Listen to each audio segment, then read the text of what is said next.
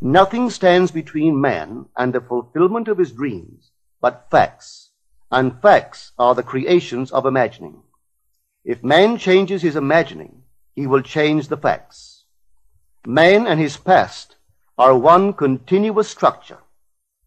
This structure contains all of the facts which have been conserved and still operate below the threshold of his surface mind.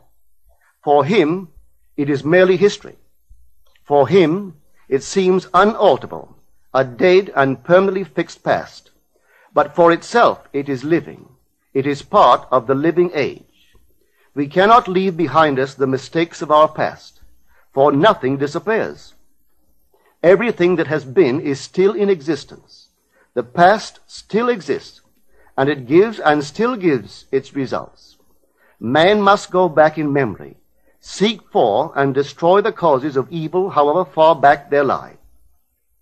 This going into the past and replaying a scene of the past in imagination as it ought to have been played the first time, I call revision. And revision results in repeal. Changing our lives means changing the past. The causes of the present evil are the unrevised scenes of the past. The past and the present form the whole structure of man. It is carrying all of its contents with it. Any alteration of content will result in an alteration in the present and future. Live nobly, so that mind can store a past well worthy of recall. Should you fail to do so, remember, the first act of correction or cure is always revise. If the past is recreated into the present, so will the revised past be recreated into the present. Or else, the promise that though your sins are like scarlet, they shall be as white as snow, is a lie.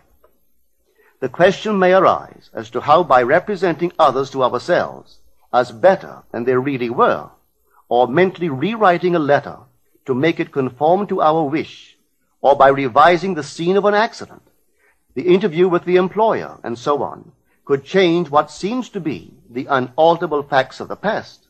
But remember my claims for imagining. Imagining creates reality. What it makes, it can unmake. It is not only conservative, building a life from images supplied by memory. It is also creatively transformative, altering a theme already in being. The parable of the unjust steward gives the answer to this question. We can alter our world by means of a certain illegal practice, by means of a falsification of the facts, that is, by means of a certain intentional alteration of that which we have experienced. And all this is done in one's own imagination. This is a form of falsehood which not only is not condemned, but is actually approved in the gospel teaching.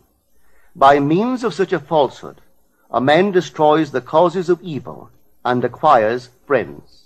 And on the strength of this revision, proves, judging by the high praise the unjust steward received from his master, that he is deserving of confidence. Because imagining creates reality, we can carry revision to the extreme and revise a scene that would be otherwise unforgivable. We learn to distinguish between man, who is all imagination, from those states into which he may enter. An unjust steward, looking at another's distress, would represent the other to himself as he ought to be seen. Were he himself in need, he would, like the man on the cover of this record, enter his dream house in his imagination and imagine what he would see and how things would seem and how people would act after these things should be. Then in this state he would fall asleep, feeling the way he would expect to feel under such circumstances. Would that all the Lord's people were unjust stewards, mentally falsifying the facts of life to deliver individuals forevermore. For the imaginal change goes forward until at length the altered pattern is realized on the heights of attainment. Our future is our imaginal activity in its creative march. Imagine better than the best you know.